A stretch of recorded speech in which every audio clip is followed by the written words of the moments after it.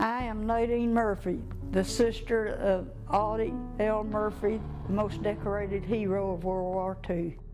For 50 years, the public accepted a clean, tragic tale about Audie Murphy's final flight.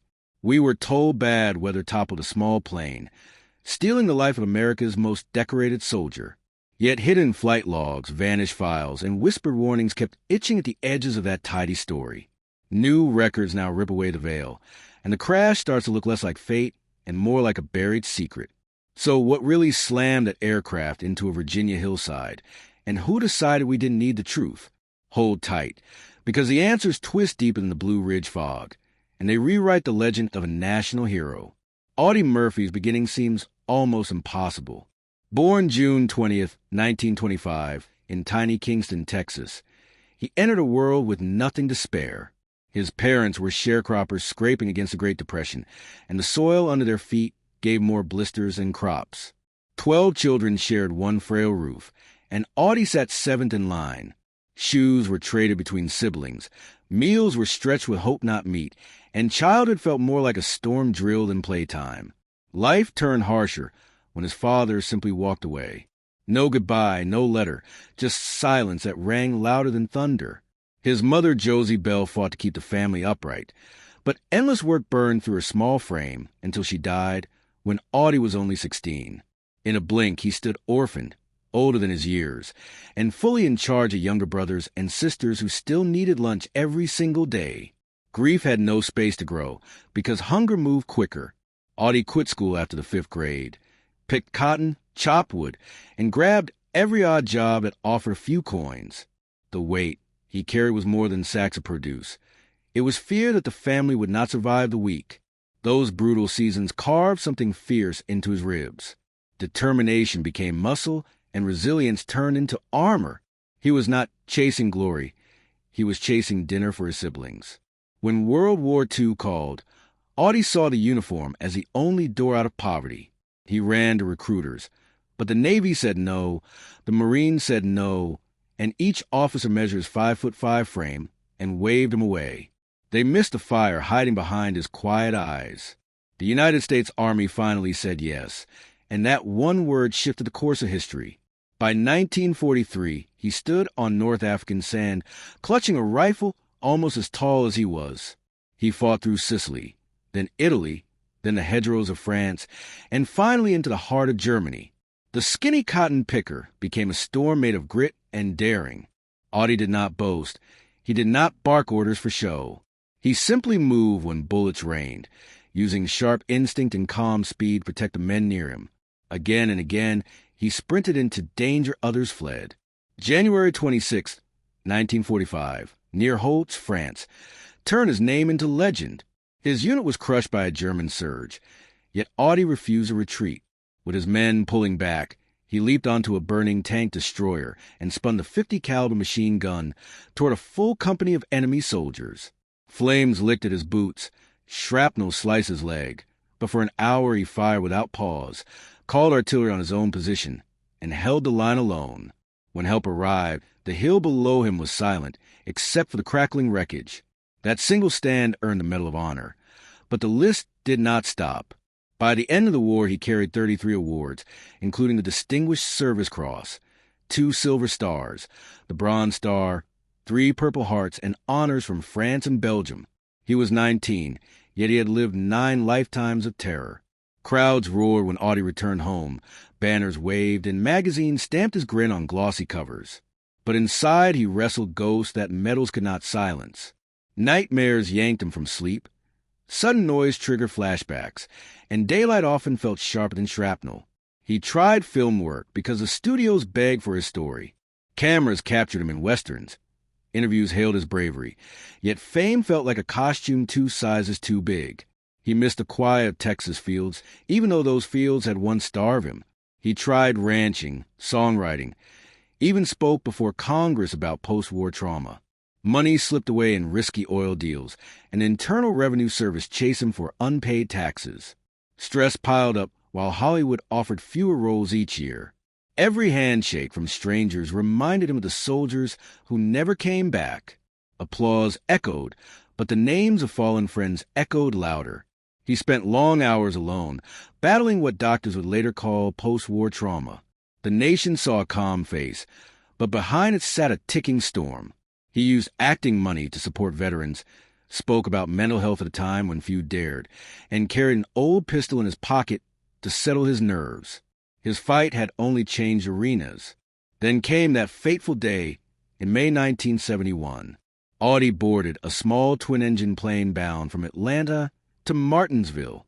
The weather forecast showed low cloud and rain, but the pilot chose a direct route across rough mountain ridges. Minutes before the crash, radar lost a signal, and nearby witnesses heard the roar of engines followed by a sickening thud.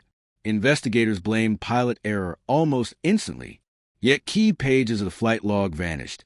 The radio tapes were never released, and the wreckage was guarded before journalists arrived. Families of the other passengers got settlements fast, almost too fast, and official questions were closed within weeks. Now new documents hint that the flight carried more than travelers. Some reports claim military files were on board. Others whisper about high-stakes business deals that would have embarrassed top officials. If those papers survived impact, they never made it to the evidence room. Why wrap a hero's fate in secrecy? Some say Audie had been pressing the government for stronger veteran care and naming powerful people who resisted the plan. Silencing him through an accident would keep the spotlight off those stalled programs. It sounds outrageous until you read the sealed witness statements now coming to light. One local hunter swore he saw a fireball in the sky before the final descent, as if something blew in midair. A retired air traffic controller remembers an urgent line patch from military frequencies seconds before contact was lost. These scraps were dismissed back then, but put them together and the crash begins to look planned rather than tragic. If sabotage did occur, the cover story had to stick. Calling it bad weather was easy, blaming the pilot even easier. Audie was gone, his questions about veteran benefits fell silent, and the files he carried dissolved into rumor. The legend of bravery deserves the truth, not a tidy lie. The fight to reveal what crushed that plane is still raging, but each new record pushes us closer to the answer. Audie Murphy once battled tanks with a single gun, and now history itself is fighting to clear the smoke around his death. The spotlight he never wanted is back, shining brighter than ever, and it may finally expose the shadows hiding behind a hero's final flight. Spotlights blaze where gunfire once crackled. The man who once crawled through mud now crossed sound stages that smelled of fresh paint and hot lights, yet his stride never softened. Each step carried the hard rhythm of combat boots, even when shiny shoes covered his feet. Audie Murphy never hunted comfort, he hunted purpose. Reporters thought he chased fame, yet he still chased calm he lost in Europe. Red carpets felt soft, but every flashbulb burst like a shell in his mind. Crowds shouted his name as if cheering at a parade, though none had tasted the cold terror of a dawn attack. They saw ribbons on his chest, but missed the weight pressing on his heart. That imbalance fueled the next chapter of his life. Instead of burying the torment, he spoke it aloud. In the 1940s, soldiers were expected to swallow fear, yet Audie told newspapers about waking soaked in terror and gripping the mattress edge as if it were a rifle. His honesty cracked the hero mask America loved. Murphy warned that medals could not shield a mind from memory. Each admission opened a national talk about wounds no doctor could see. Hollywood listened with curiosity and calculation. Producers sensed box office gold in a real warrior who could read lines. Audie agreed only because he sensed a new mission to show the true cost of battle. In 1955, To Hell and Back thundered into theaters and stunned viewers. Instead of imitation, they saw the veteran relive danger. His eyes carried pain no camera trick could fake, and the box office roared. The film smashed records and left theater owners scrambling for extra chairs. Parents held their breath, veterans wiped tears, and young men reconsidered glory. Cinema had become testimony, and truth burned brighter than any special effect. Success never made him soft. It honed him. He turned toward westerns where lone riders spoke through action. Viewers believed him because the silent strength on screen was the same strength off screen. Through the late 50s and the 60s, he rode dusty sets, firing blanks that echoed real gunfire in his memory. More than 40 titles rolled past the marquee with his name, every role wearing a shadow of the soldier within. But acting was only one release valve. On quiet nights, he picked a guitar and wove plain truths into country melodies. Lyrics spoke of midnight trains, waiting mothers, and friends who never came home. Stars like Dean Martin and Charlie Pride carried those songs to radios across the land. Songwriting let him bleed ink instead of sweat. Fans embraced a softer art. Yet the grind production kept him moving, and still he refused to slow. In 1957, he stood shoulder to shoulder with James Stewart in Night Passage. Critics admitted the young Texan matched the seasoned legend beat for beat. 2 years later, he filmed 3 westerns back-to-back. One paired him with Sandra Dee, revealing a tender spark beneath his steel. Another placed him in the producer chair, where budget sheets replaced battle maps. Every set proved he was no puppet. By the new decade, Murphy's ambition widened. Cast a long shadow showcases quiet control behind the lens. Crew members whispered that every scene carried his fingerprints, guiding tone and pace, though his name never appeared as producer. Television soon called, and he answered. In 1960, he joined Star Time with Thelma Ritter, trading six-gun duels for heartfelt drama. That same year, the Army placed him in 3 episodes of Big Picture, blending duty with storytelling as he toured bases in Europe and the Southwest. While cameras rolled, Audie spent evenings bent over storyboards, trading tips with directors about pacing and tension. Crew members later said his battlefield instincts saved production days and prevented accidents. Studio bosses noticed his discipline. They trusted him with tight budgets, knowing he never wasted a foot of film. This faith opened doors where he guided casting, shaped posters, and even tweaked music until every part felt true to the spirit he carried. Partnerships fueled his best work. Writer Claire Hufker tapped Audie's inner storm for 7 Ways from Sundown and Posse from Hell, letting that storm roll across the screen. Friends Willard and Mary Willingham widened his range. Together they delivered Whispering Smith, Battle at Bloody Beach, Bullet for a Bad Man, and Arizona Raiders. Their teamwork culminated in 40 Guns to Apache Pass, a last salute to the saddle he had owned.